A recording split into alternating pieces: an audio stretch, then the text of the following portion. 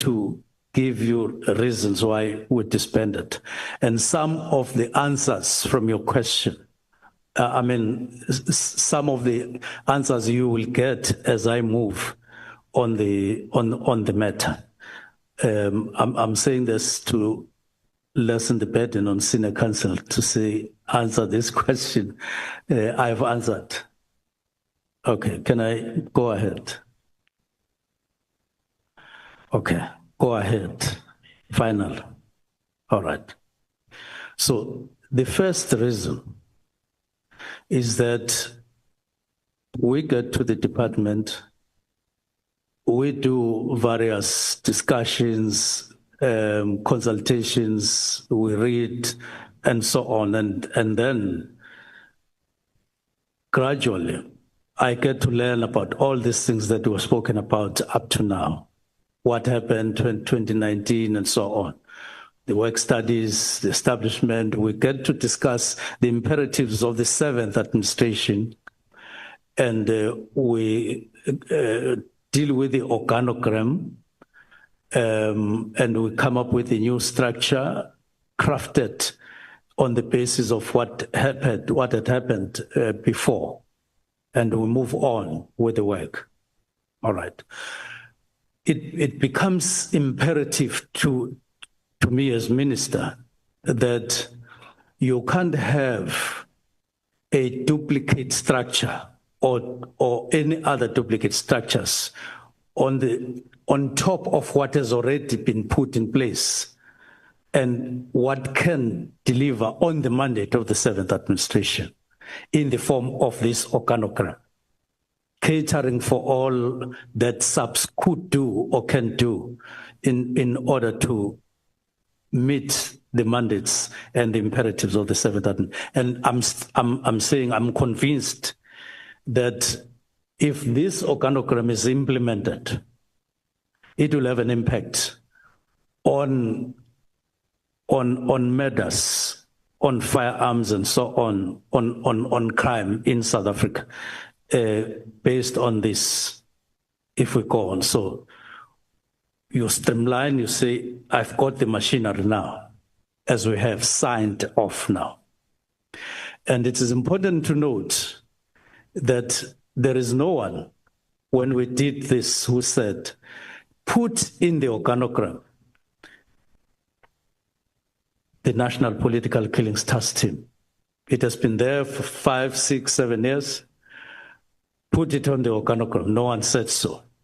Not Commissioner Masimula, not the other generals, including General Mkhwanazi or General Kumar. So we went on with the organogram until it was finalized. But we went on with this understanding that there is no task team that, including the National Political Killings Team, Political Killings Task Team, it was never meant to be permanent. It was even referred to as a project. In many documents, is reflected on as a project. Now, if it's a project, it tells you that as a project, it would have a particular time frame of starting, particular funding, and particular time of ending. It's not a permanent project. So that's the first reason. Second reason, I began to say, I got to interact with a lot of people. Deputy ministers also got to interact with many people. Now, others made written inputs and others didn't. The categories of people who were speaking to us are different. Maybe let me start with the one that even finally made me write on the 31st of December. A number of people who were part of the National Political Task Team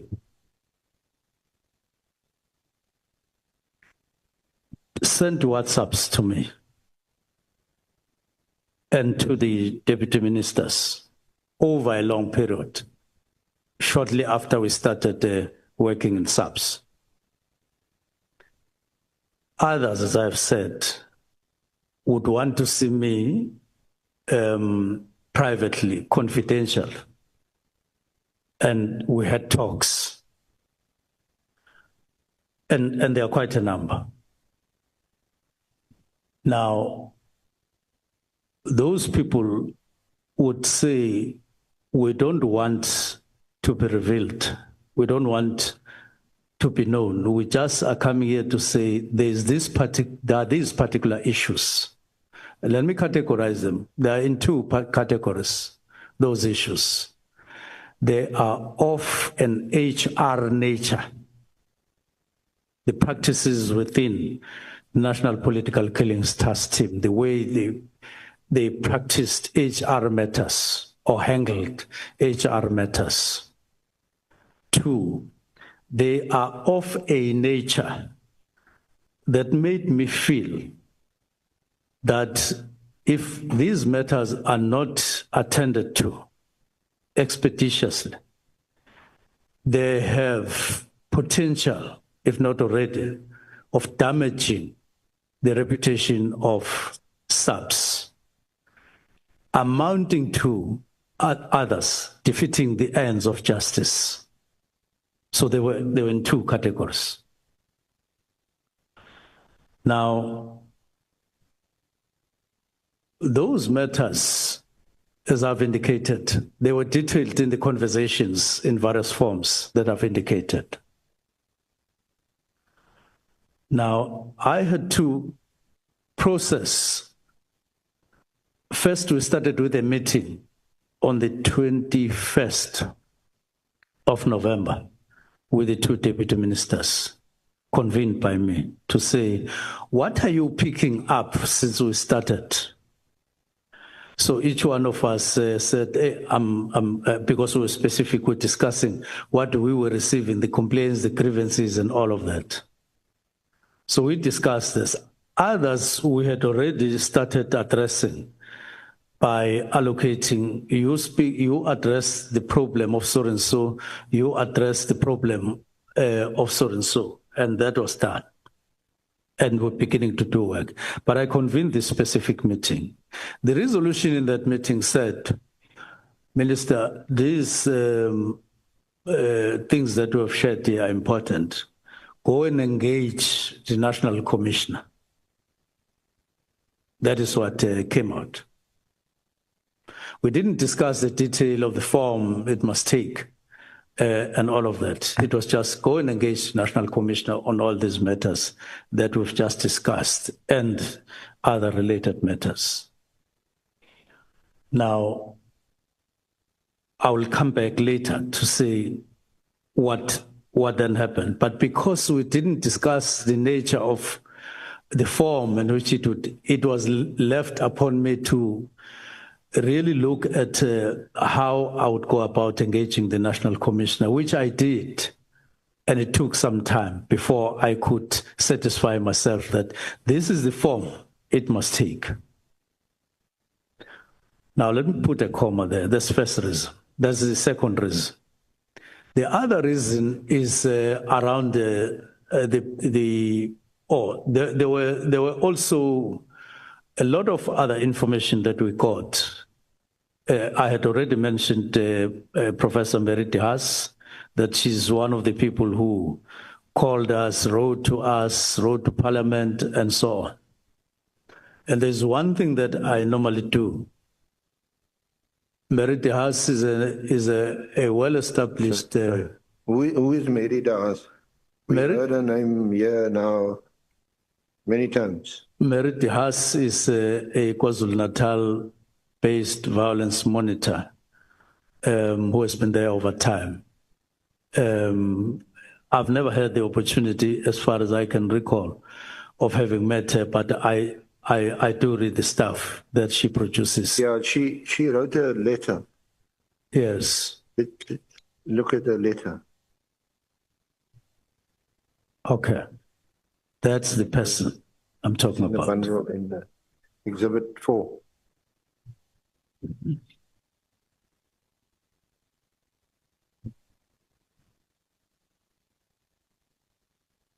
It's at pages 14 to 21, Exhibit 4. Yes. So you never met her? If I recall, if it happened, it happened. It must have happened some time ago, long time ago. When you were the But Premier? not when I was MSc or Premier or what. I don't recall, let alone after becoming minister. And But I've read her statements. so she's not an advisor to you. Not at all. You hadn't met her. She writes to you Merely as minister, on the I suppose. 31st of October 22. She wrote to the portfolio committee. And she wrote to the portfolio committee. She's not an advisor either there. She wrote to them as well. All right. So, and you don't know her? Then I read what she wrote. You've never met her. You don't know her personally.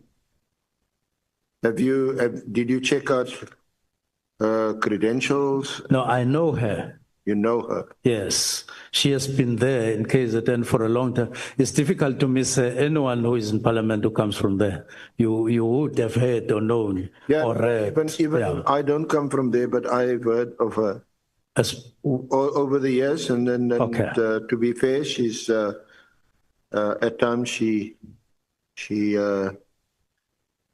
bravely stood her ground during the apartheid years, and there was police brutality.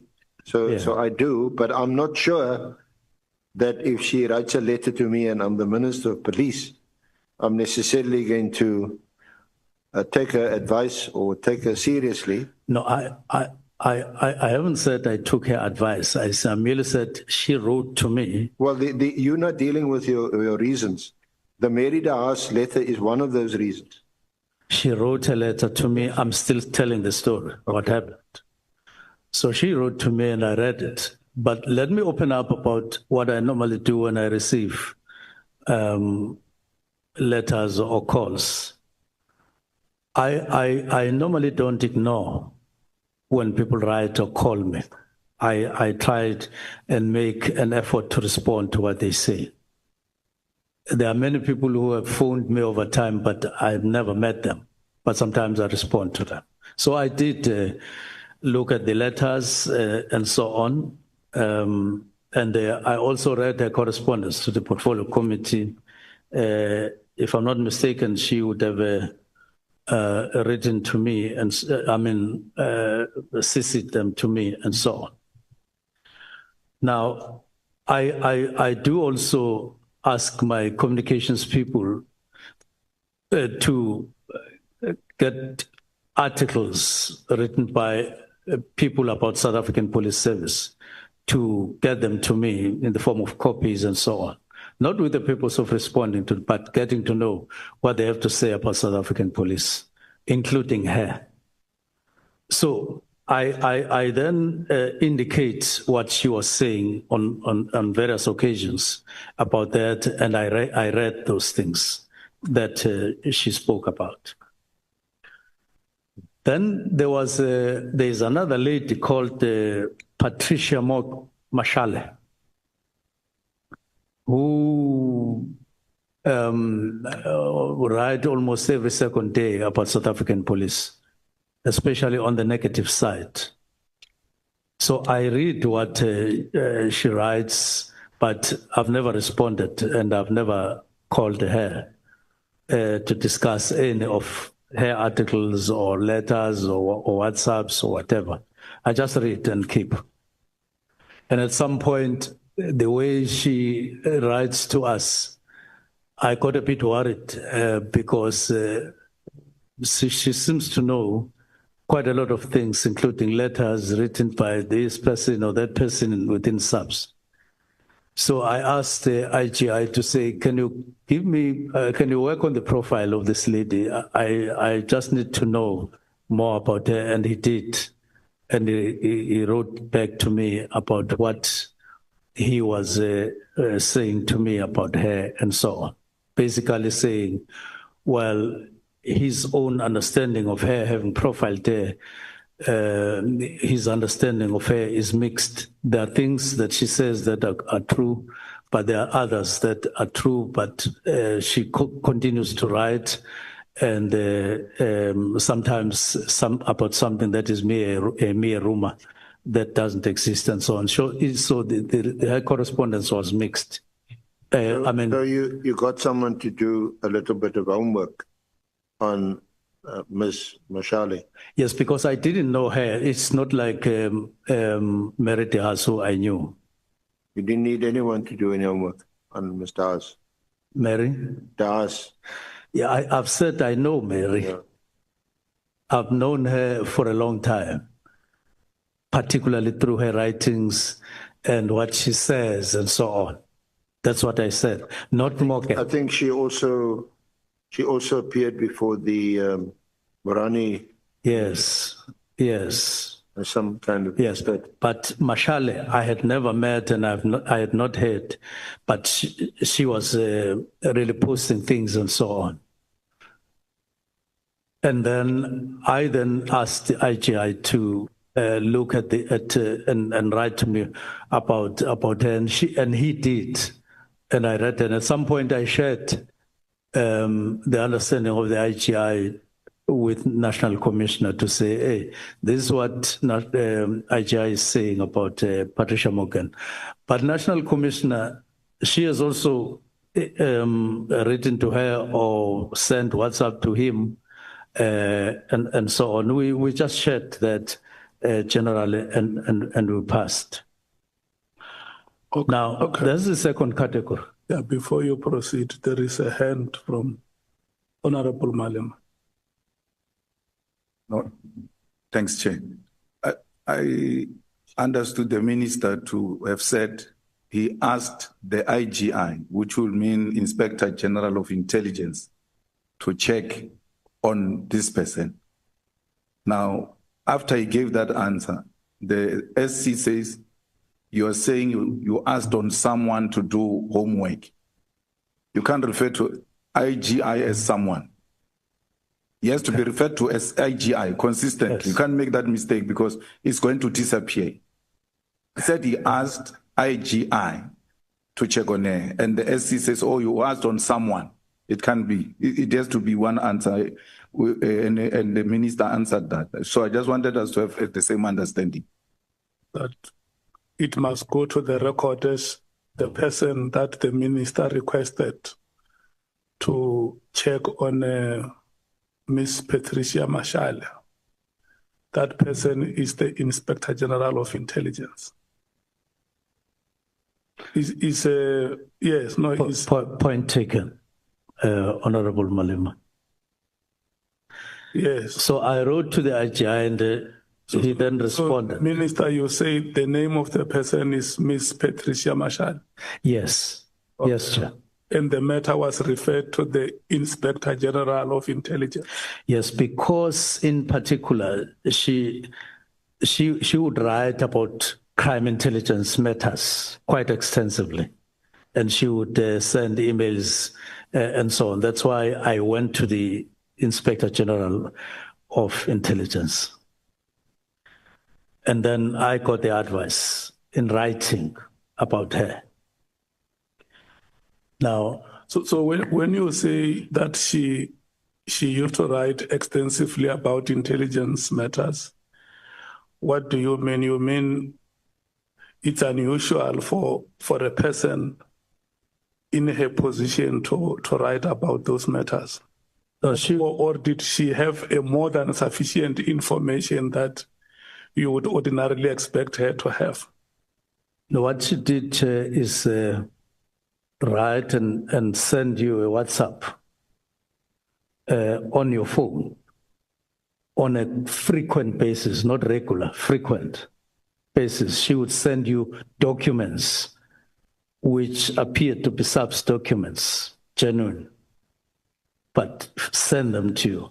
She would send you reports of one situation or the other, criminality, and so on. She wrote also about, she sent me when about that those weapons and people that we found in Mpumalanga. She wrote.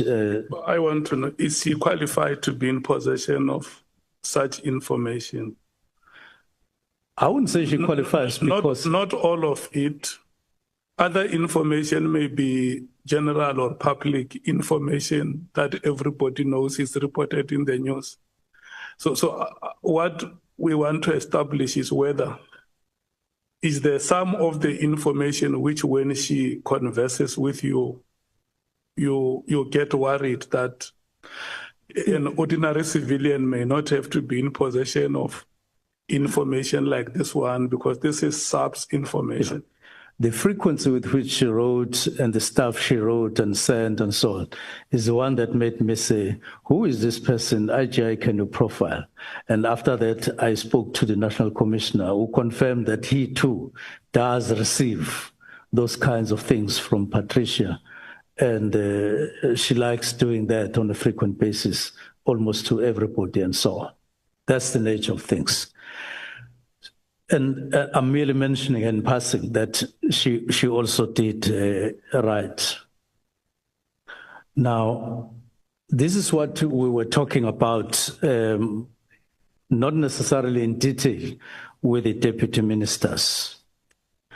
Now, I said I would come back to that other category I started with, but this is what happened. The other reason is around budget matters.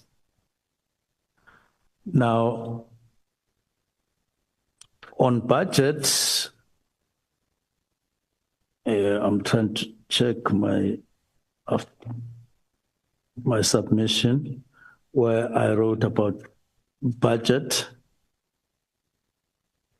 On budget, I've already indicated that throughout, let me indicate that throughout our discussions with SAPS management, from when we arrived during orientation up to the end of the year and beginning of the year, there was always focus and emphasis on the decreased budget. In other words, decreased resources within SAPS. You would ask, why don't we do this? Why don't we do that? They will always say, there's no money. There's no money. Even after we identified what we referred to as priorities, ministerial priorities that were expanding on the other priorities of the state as a whole. But they continued, like technology, for instance. We have had extensive discussions on technology. And they continued to say, well, yeah, we take those priorities, infrastructure in the form of police stations and other enablers, as we call them. But they continue to say, there's no budget. We don't have all the money. We hear you, we hear the priorities and so on, but there's no money. And therefore, this was lingering in my mind all the time to say, where can we make better of resources to SAPS because of the shortage? So budget allocated to SAPS was one of the main factors, key factors that made us think, what is that we need to do? When we disbanded, took the decision to disband the police inspectorate, what we had in mind was, how do we optimize the resources that we have? Because you have people in office in the form of police inspectorate who you may seemingly not require in that form, but you require them, their skills, their experience, and their work elsewhere. You definitely need them. And so that's why we then say maybe we need to redeploy them elsewhere, optimizing on the budget. Now, as we did so, the budget allocated to subs became one of the things that I considered when I wrote the letter, to give effect to more optimization of our resources from within subs, and we did that. Now, the budget became quite a difficult subject. I want to, on my supplement, say something about this. It came to a point where, on the budget, we had to consider certain things.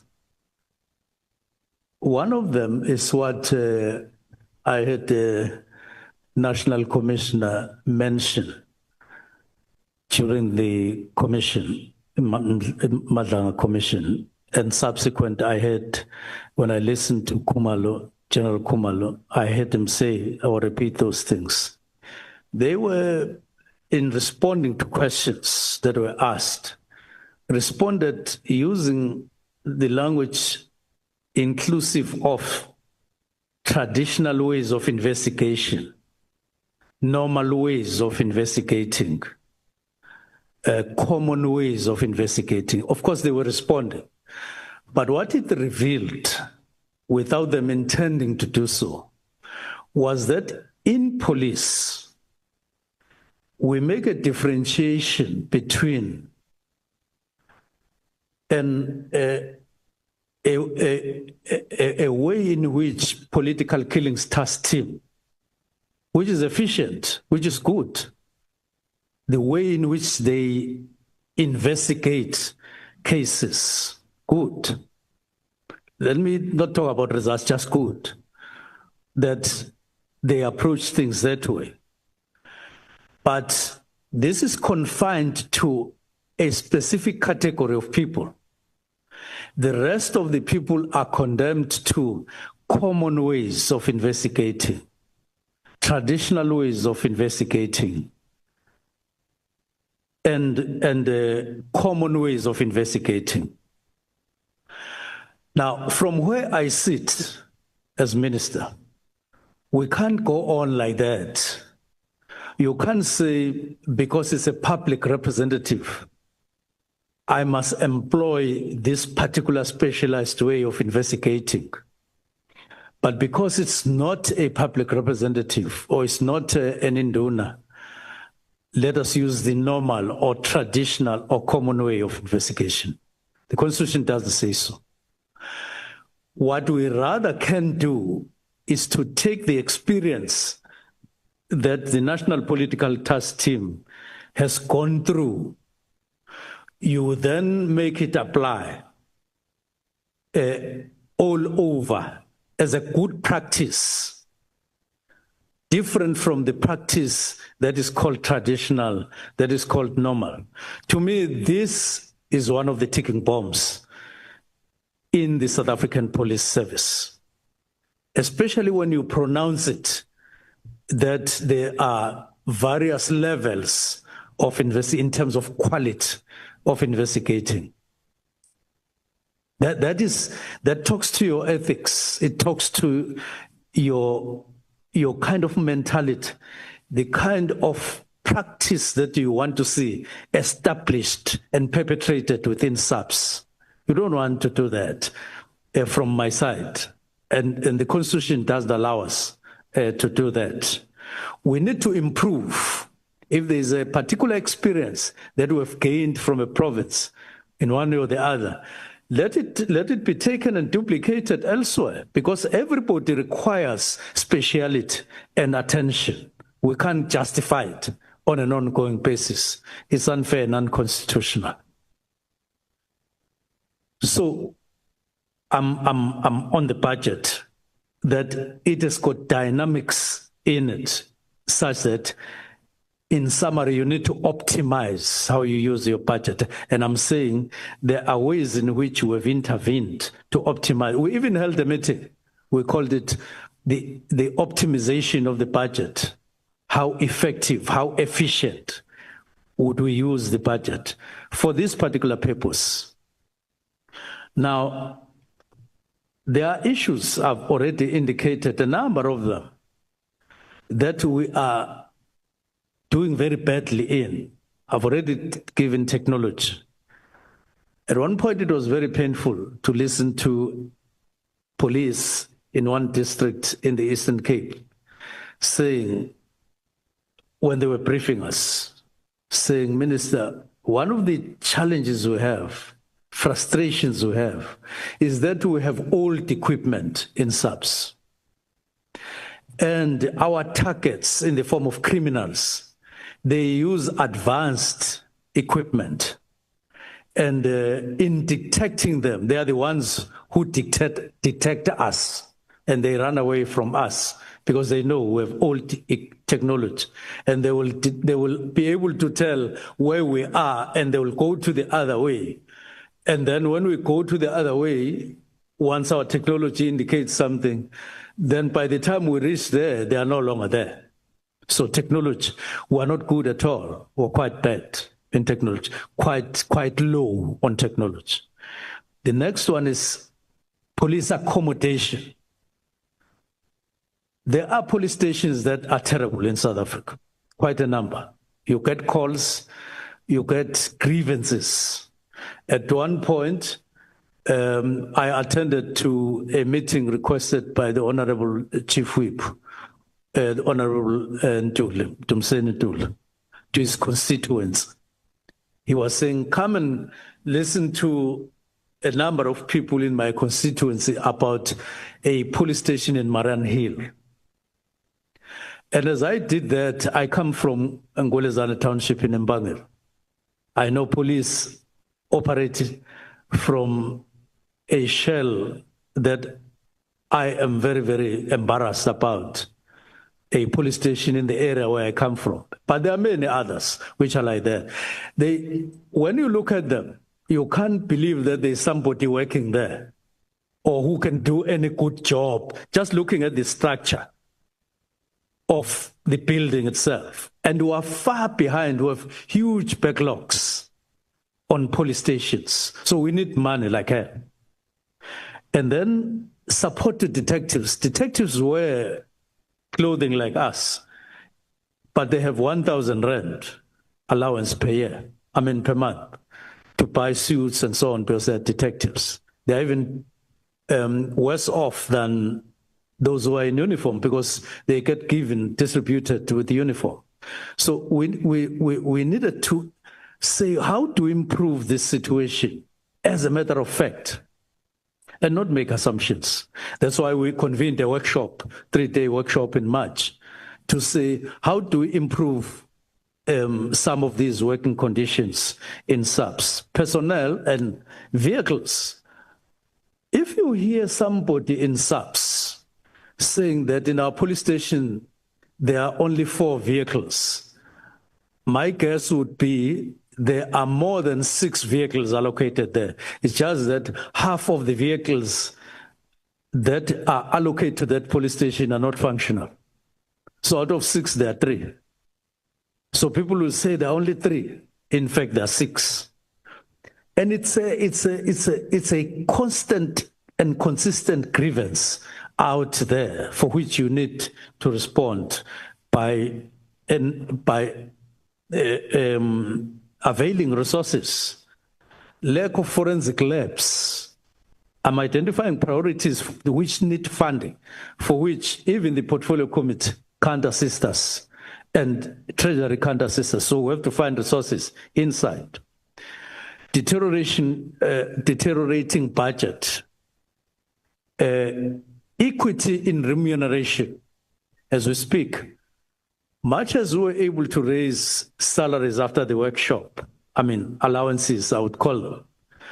Now, I'm sure there are very few people in Parliament who are aware that these units that we're proud of, like TRT, like NIU, maybe NIU a little bit better, but other units, task force, POP, and all of that, get very little money.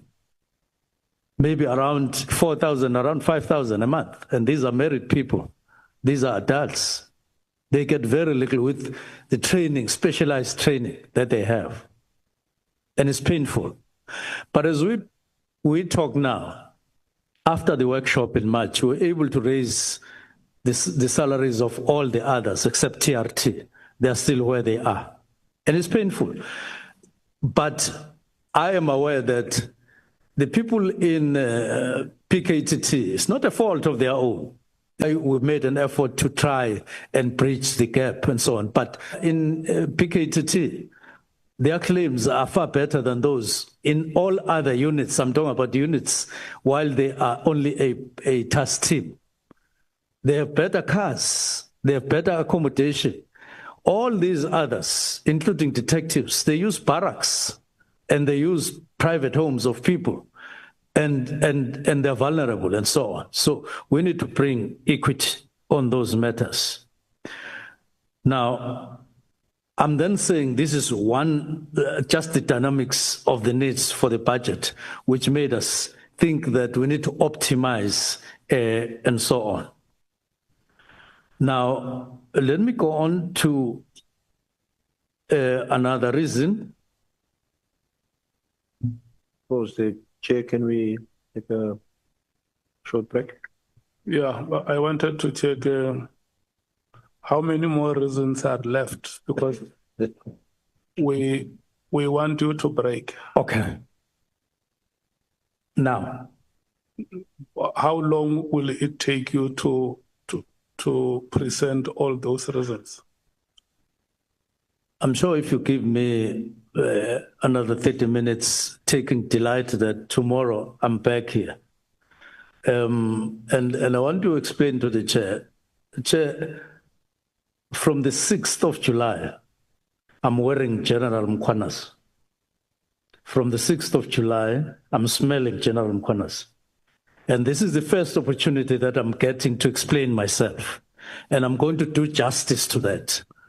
And I'm pleading with you to give me the opportunity to do that, considering as well that he has gone to the commission for quite a long time, piling the accusations on a point of order, and so on. So I'm responding to those. On a point of order. Let me take, because I didn't want you to debate them. On a point of order. Let me take the two hands, Honorable Malema, Honorable Skosan. No, I don't think you explained properly to a minister. We're not leaving. We're asking how long will you take to respond to this question so we can break for comfort break and come back. You are still with us. We can be here until 2 in the morning. Don't worry. We're just asking for comfort break. I would say, thank you very much for that. I'm very, very comfortable. And I'm subject. I thought that you were saying once you want to break. So I'm obliged to your direction, to your directives. Yeah, I wanted but to finish just the reason. To say to you that the reasons, because you have listed reasons. Yes. So I wanted to know how many reasons now are left for you to conclude that part.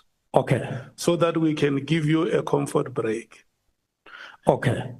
I can do this in, say, 20 minutes to wrap up. That is too much. Yes. So we must break now. Okay. And then come back after that 20 minutes. Okay. Yes. Okay. And then you can continue. Okay. Thank you very much. I think the minister doesn't know that we even go knock off at 1 a.m. in the morning. We don't mind. Yeah. No, you must not be worried. But look, okay. If that is what you are wearing or what you are smelling is combat clothes, I will advise you to wear Senzo Mchunu and not General Mchunu. Thank you. Smell Mchunu and not Mukhanas.